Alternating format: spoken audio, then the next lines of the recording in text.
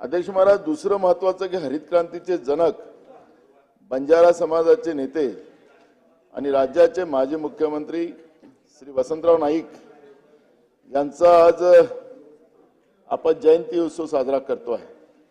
आणि म्हणून मी या सदनाच्या माध्यमातून आपण सगळ्यांनी आदरणीय वसंतराव नाईक साहेबांना भारतरत्न पुरस्कार मिळावा असा मी एक प्रस्ताव इथं मांडतोय। आपणही त्याला सहमत असाल असं मला वाटतंय।